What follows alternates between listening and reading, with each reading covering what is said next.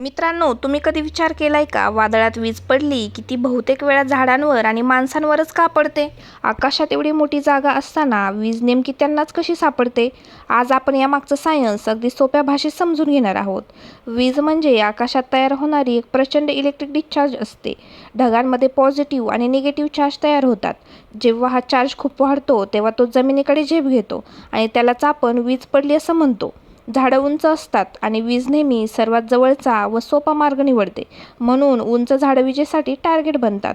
झाडांमध्ये पाणी आणि रस असतो, तो विजेला चांगला मार्ग देतो. म्हणूनच वादळात झाडाखाली उभं राहणं खूप धोकादायक असतं. एकदा वीज झाडावर पडली की त्यातून खाली जाणारा करंट जवळ उभ्या माणसालाही लागतो. माणूस स्वतःहून विजेला आकर्षित करत नाही, पण काही गोष्टी धोकादायक ठरतात. तुम्ही मोकळ्या जागेत उभे असाल, तुमच्या भोवती काहीच उंच नसेल, तुम्ही धातूच्या वस्तू वापरत असाल, अशा वेळी माणूसच त्या भागातील सर्वात उंच पॉईंट बनतो आणि वीज त्याच्यावर पडू शकते.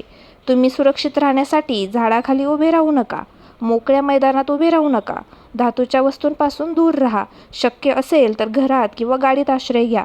आणि एक महत्त्वाची गोष्ट, जर केस उभे राहायला लागले तर समजा वीज जवळ आहे, लगेच खाली बसा. म्हणूनच वीज माणसांवर आणि झाडांवरच पडते असं नाही, तर ती नेहमी सर्वात सोपा आणि जवळचा मार्ग निवडते. ही माहिती उपयोगी वाटली असेल तर व्हिडिओला लाईक करा आणि अशाच भन्नाट सायन्स फॅक्टसाठी आपल्या चॅनलला सबस्क्राईब करायला विसरू नका. थँक्यू.